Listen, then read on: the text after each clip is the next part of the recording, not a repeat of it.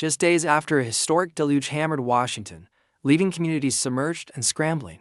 The state is bracing for another round. That's right, another atmospheric river is taking aim at the Pacific Northwest. And forecasters are warning that this one could be just as dangerous, if not more so, than the one we just experienced. The big question on everyone's mind is simple. Are we about to face another major flood emergency? Let's break down what's happening. The new system is expected to arrive starting Monday and stick around through Tuesday. Now, an atmospheric river isn't just a regular rainstorm. Think of it as a massive conveyor belt of moisture, a river in the sky, that flows from the tropics all the way to our coastline. When this river makes landfall, it unloads an incredible amount of water in a very short period. The National Weather Service is forecasting heavy, persistent rainfall, and that's the real kicker here. The ground is already completely saturated.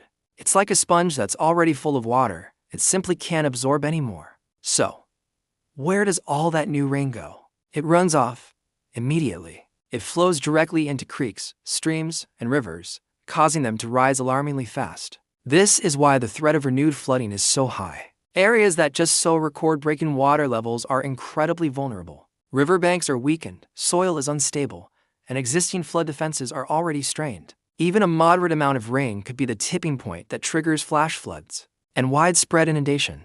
We're talking about the Skagit, the Nooksack, the Snoqualmie, and many other river systems that are already running high. The flood watches are up, and for good reason. Residents in low-lying areas, especially those who were impacted last week, need to be on high alert. Let's look back at what just happened, because it provides crucial context for what's coming.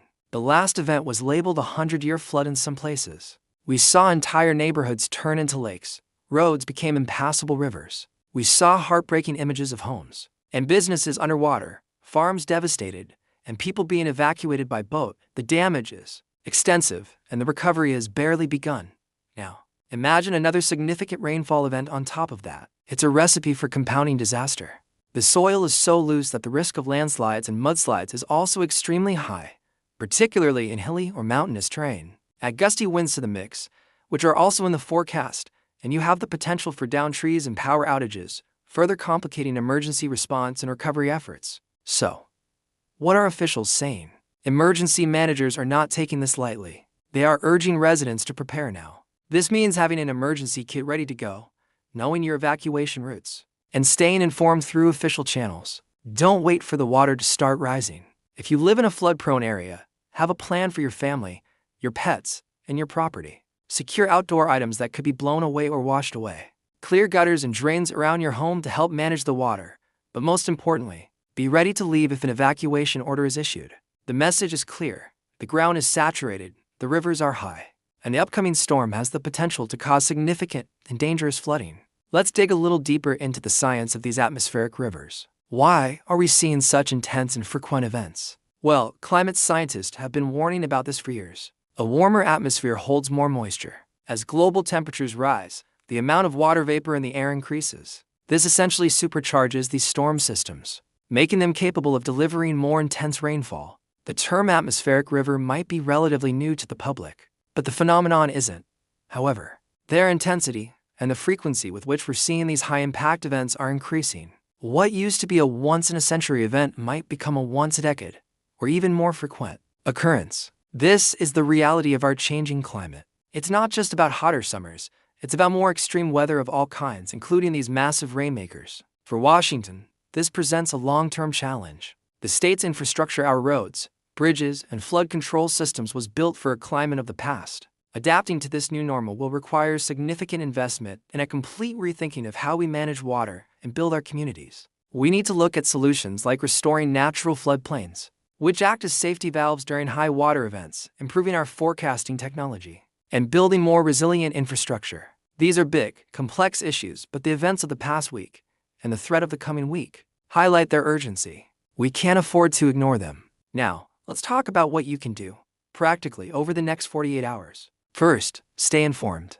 Monitor the National Weather Service updates, your local emergency management agency, and trusted local news sources. Sign up for emergency alerts on your phone. Second, if you are in an area that received a flood watch or warning, take it seriously. This is the time to prepare. Check your emergency supplies. Make sure you have enough food, water, medications, flashlights, and batteries to last several days. Charge your electronic devices. Third, have an evacuation plan. Know where you will go if you have to leave your home. Identify a meeting place for your family. Don't forget about your pets. Prepare a go bag for them too, with food, water, and any necessary medications. Fourth, prepare your home. If you have a basement with a sump pump, make sure it's working. Move valuable items from basements or lower floors to higher ground. Secure any loose objects in your yard. But remember, your safety is the most important thing. Property can be replaced, but you cannot. Never, ever drive through flooded roadways. It's one of the leading causes of flood-related deaths. It is impossible to tell how deep the water is or if the road underneath has been washed away. Turn around. Don't drown. The psychological toll of these repeated threats is also immense. The stress and anxiety of preparing for a flood, possibly evacuating, and then facing a potential repeat just days later is exhausting. It's okay to feel overwhelmed. Please check in on your neighbors, especially the elderly or those who might need extra help. Community is our greatest strength in times like these. Sharing information, offering a helping hand, or just providing a listening ear can make a world of difference. If you are struggling with the stress, please reach out. There are mental health resources available, and talking to someone can help. Don't go through it alone.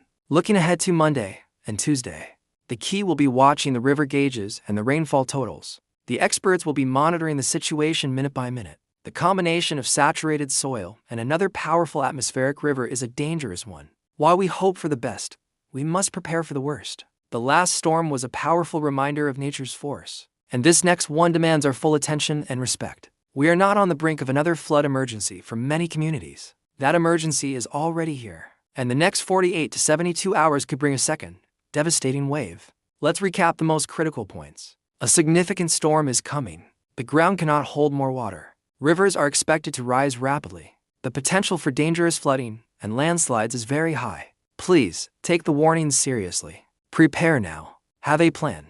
Stay informed. Look out for one another. The coming days will be challenging for many across Washington.